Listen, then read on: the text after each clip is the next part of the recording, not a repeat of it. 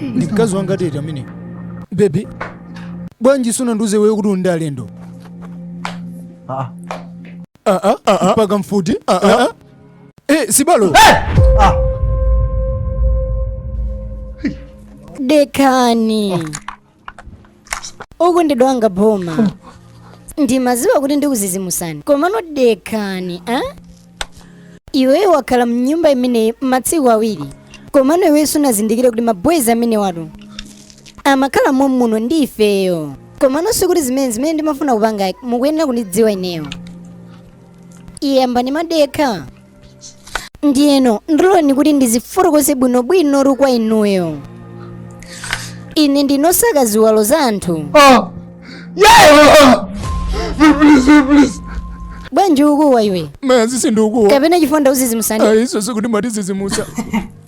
Mmenemu ndi mmene. Ndilili neyo ndi chilungamo chimenecho.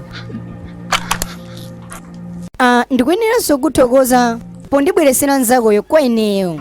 Komano baby, ine ndikupepesa ndimafa kupanga sichipango sine kumanda amene ndikupaja. Ineyo? Chifukwa chanu ukunama iwe pomwe. Mesa ndiwe pamene pacha. Sibalo. Ndikuti chete pamenepo. Simukuyenera kumakuwa nyumba ine osapanga phokoso. Tsekani dzimbuzizo. Ngakhale mutalira mpaka na mmawa. Zili ngatino inuyo guys ndanyamatanga muli nyumba muno ndipo palibe amene angakupulumutseni inuyo. Chonde kuma baby. Ineyo ndikungothokoza ndipo ndikuyamika magezi inuyo popezeka kumalo anowa mmachidule popezeka ndi ziwalo zanu zoti pano. Mama chonde dikira ndikuze ndithu musakuchiziwa. Chilungamo ndi chokuti ziwalo tuzanzangayi ndikuzani madam ndizabwino kwambiri. Osati za ineyo.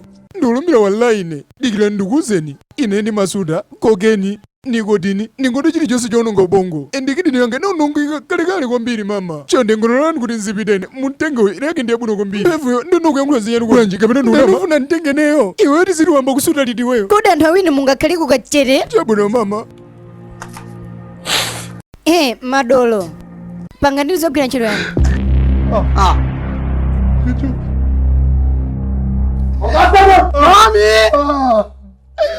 Please. Mommy, Iyayi zimatha zikukoma Nkelechi Entertainment komanso ku timu ya Makavu ya Sky Entertainment pamene Varundi pamene tamalizirana.